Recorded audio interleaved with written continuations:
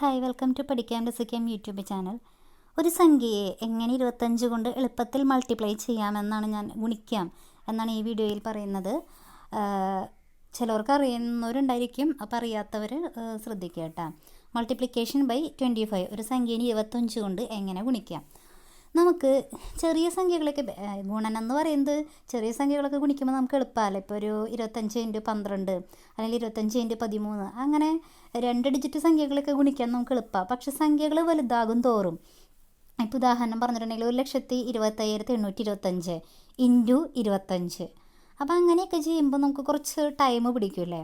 അപ്പോൾ ഇങ്ങനെ ഈ കുറച്ചുകൂടി വലിയ മൾട്ടിപ്ലിക്കേഷനൊക്കെ വരുമ്പോൾ അത് എങ്ങനെ എളുപ്പത്തിൽ അതിൻ്റെ ആൻസർ, അതായത് വലിയ കാര്യത്തിൽ കണക്കൊന്നും പ്രോസസ്സൊന്നും ചെയ്യാതെ കണ്ടുപിടിക്കുക എന്നുള്ളതാണ് ഈ വീഡിയോയിൽ പറയുന്നത്.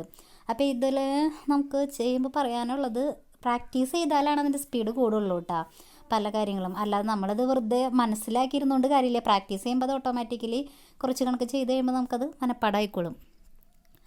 അപ്പോൾ ഇതിൽ ആദ്യം ശ്രദ്ധിക്കാനുള്ളത്, നമ്മളൊരു സംഖ്യയെ 25 കൊണ്ട് ഗുണിക്കുന്നതിന് പകരം 4 കൊണ്ട് ഹരിക്കുക. 4 കൊണ്ട് ഹരിക്കുക എന്ന് പറയുമ്പോൾ നമുക്ക് എളുപ്പമുള്ള കാര്യമാണല്ലോ. അത് ഞാൻ വേറൊരു രീതിയിലും കാണിച്ചു തരാം. അപ്പം 4 കൊണ്ട് ഹരിച്ചിട്ട് നമുക്ക് എത്രയൊക്കെ ശിഷ്ടം കിട്ടും. ഒരു സംഖ്യയെ 4 കൊണ്ട് ഹരിച്ചാൽ ചിലപ്പോൾ 0 ആയിരിക്കും. അതായത് 4 കൊണ്ട് ആ സംഖ്യയെ പൂർണ്ണമായിട്ടും ഹരിക്കാൻ സാധിക്കും. അപ്പോൾ 0 ആണെങ്കിൽ ഇങ്ങനെ ഇത് പഠിച്ചു വയ്ക്കുക. ഞാനത് കാണിച്ചു തരാം. പ്രോബ്ലം 2 0 ആഡ് ചെയ്യണം. ഇനി ശിഷ്ടം 1 ആണെങ്കിൽ 25, അതുപോലെ 2 ആണെങ്കിൽ 50, 3 ആണെങ്കിൽ 75. ഇതൊന്ന് അറിഞ്ഞിരിക്കണം, ഇത്രയും കാര്യങ്ങൾ. അത് കഴിഞ്ഞ് പിന്നെ എളുപ്പമാണ് നമുക്ക് ചെയ്യാനായിട്ട്. അപ്പം ആദ്യം തന്നെ എന്താ ചെയ്യേണ്ടത്, 25 ഒരു സംഖ്യേനെ 25 കൊണ്ട് ഗുണിക്കണമെങ്കിൽ ആദ്യം തന്നെ നമ്മൾ ആ സംഖ്യേനെ 4 കൊണ്ട് ഹരിച്ചാൽ മതി. എന്നിട്ട് ശിഷ്ടം എത്രയാണെന്ന് നോക്കണം. അപ്പോൾ 0, 1, 2, 3. 0 എന്ന് പറഞ്ഞാൽ പൂർണ്ണമായിട്ടും ഹരിക്കാൻ പറ്റും.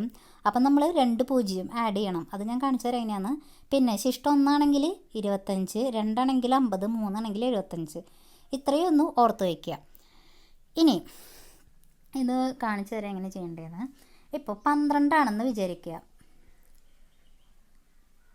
12 × 25 ചെയ്യണം. നമുക്ക് 12 × 25 ചെയ്യണമെങ്കിൽ സാധാരണ നമ്മൾ എങ്ങനെ ചെയ്യാറ്, 25 × 12 എന്ന് പറഞ്ഞിട്ട് ഇങ്ങനെ സാധാരണ പ്രോസസ്സിൽ ചെയ്തു പോകും. നമുക്കപ്പോൾ അങ്ങനെ ഒന്ന് ചെയ്ത് നോക്കാം അല്ലേ. അപ്പോൾ എത്രയാണ്, 2 5 10, പിന്നെ 1 ഉണ്ട് 2 ഉണ്ട് 4 3 5, ഒരു 5 5, ഒരു 2 2. അപ്പോൾ 0 5 5 10 0, പിന്നെ ഒരു 1, ബാക്കി 300 കിട്ടും ആൻസർ. അപ്പോൾ 25നെ 12 കൊണ്ട് ഗുണിച്ചാൽ 300 ആണ്. അപ്പോൾ നമുക്ക് ഇത്രയ്ക്ക് പ്രോസസ്സ് പോകാതെയാണ് ചെയ്യേണ്ടത്. ഇപ്പോൾ 12നെ 25 കൊണ്ട് ഗുണിക്കണം. 12നെ 25 കൊണ്ട് ഗുണിക്കണമെങ്കിൽ എന്ത് ചെയ്താൽ മതി എന്നാണ് പറഞ്ഞത്, 12നെ 4 കൊണ്ട് ഹരിച്ചാൽ മതി എന്നല്ലേ.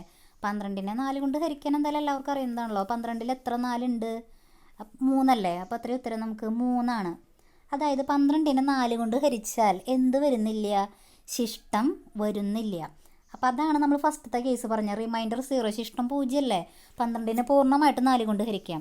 അങ്ങനെയാണെങ്കിൽ നമ്മൾ എന്താ പഠിച്ചിരിക്കുന്നത്, 2 0.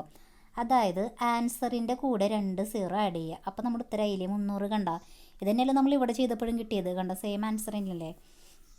ഇനി അടുത്തൊരു കേസ് എന്ന് പറയുന്നത് 13നെയാണെന്ന് വിചാരിക്കുക. 13നെ 25 കൊണ്ട് ഗുണിക്കണം. അപ്പോൾ ആദ്യം എന്ത് ചെയ്യണം, 13നെ 4 കൊണ്ട് ഹരിക്കുക.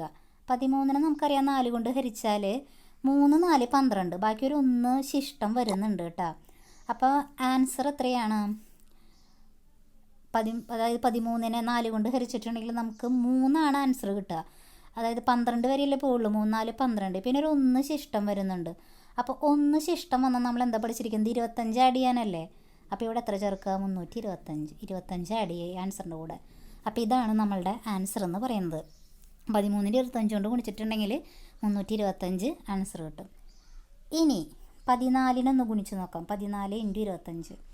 അപ്പോൾ 14നെ 4 കൊണ്ട് ഹരിച്ച് എത്ര കിട്ടും നമുക്ക്, ഒരു 3 തന്നെയല്ലേ കിട്ടുക. 3 4 12, പിന്നെ 2 ശിഷ്ടം വരും. 2 ശിഷ്ടം വരുമ്പോൾ 50 ചേർക്കുക. ഇതാണ് ഞാൻ ഏറ്റവും ഫസ്റ്റ് പറഞ്ഞ കാര്യം കേട്ടോ. അപ്പോൾ എത്രയാണ്, 350 ആൻസർ. വേണമെങ്കിൽ അല്ലാണ്ട് ഗുണിച്ച് നോക്കാം.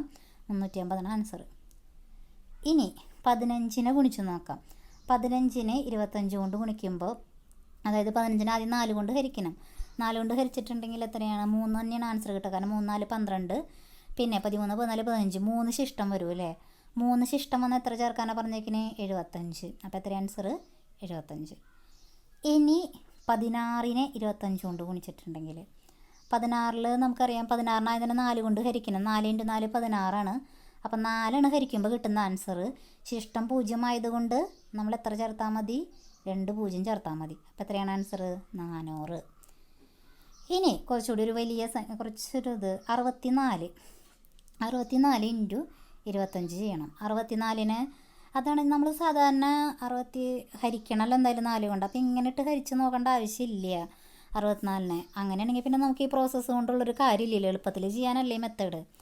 64-നെ 4 കൊണ്ട് ഹരിക്കുമ്പോൾ നമ്മൾ ഇങ്ങനെ ചെയ്യണം, ഇങ്ങനെ വെട്ടി ചെയ്താൽ പോരെ. 6-ൽ എത്ര 4 ഉണ്ട്? 1 4.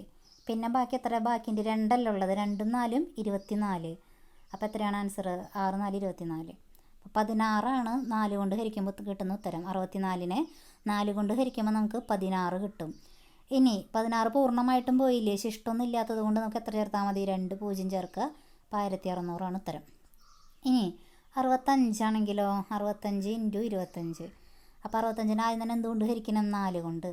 അപ്പോൾ നമുക്ക് ഇവിടെയും നോക്കാം. 1 4 4, പിന്നെ എത്രയുണ്ട്? 5 6, 2 ബാക്കിയുണ്ടല്ലോ. ആ 2 5 25 അങ്ങനെയാണ് കേട്ടോ നോക്കുക. അല്ലാണ്ട് 2 5 കൂട്ടിയിട്ട് 7 എന്ന് പറയരുത്. ആ 2 5 25 അങ്ങനെയാണ് വെട്ടുന്നത്. 25-ൽ എത്ര 4 ഉണ്ട്?